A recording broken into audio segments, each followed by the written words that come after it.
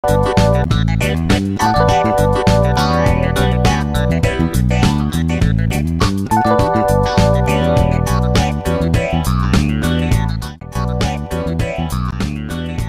back to my channel, and for today's video ay ituturo ko sa inyo kung paano tayo mag-transfer ng pera from BPI savings account to GCash account. So first step natin gawin ay open natin yung BPI app. Next, login lang natin. So using my biometrics. Then, next natin gawin, tap lang natin yung transfer. Ayan. Then, after that, tap lang natin ulit itong transfer to another bank. Ayan. Next, dito naman ay transfer from. So, pipiliin natin yung savings account natin ng BPI na may laman na pera. And then, i-open lang muna natin yung transfer from.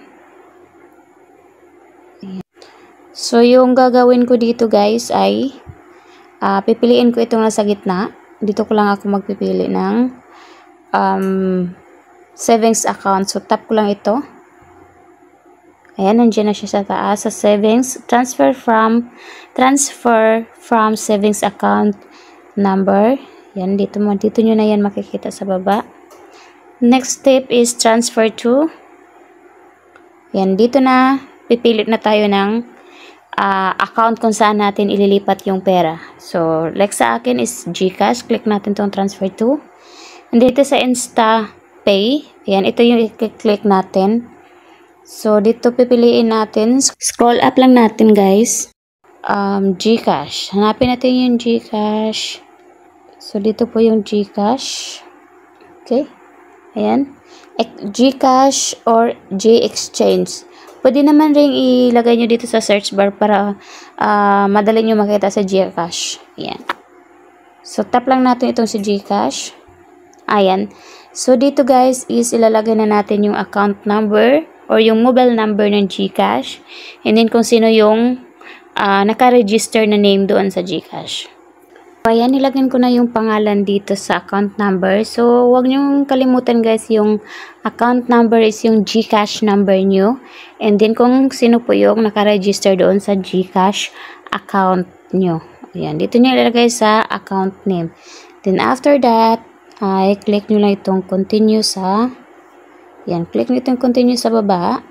So, next ay dito naman sa amount transfer. Yan, magta-type tayo ng amount kung magkano yung ita-transfer natin. So, dito naman add note, optional naman siya. So, sa akin naman, hindi ko siya ginagamit masyado.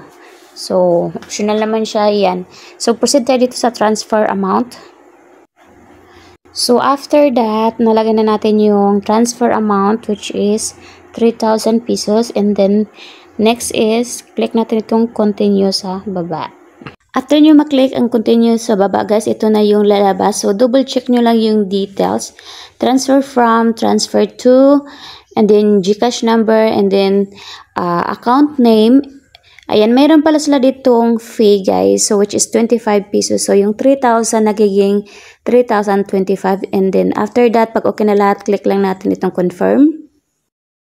So, ayan guys. After nyo mag-click yung confirm, so ito na yung lalabas. So, wag nyo lang kalimutan na i-click itong save sa taas. Ayan, para masisave siya automatic sa inyong mga albums. So, in case naman na mawala, kailangan nyo ng confirmation number or reference number, makikita nyo agad. So, ayan na siya, GCash exchange, GCash number, amount, etc.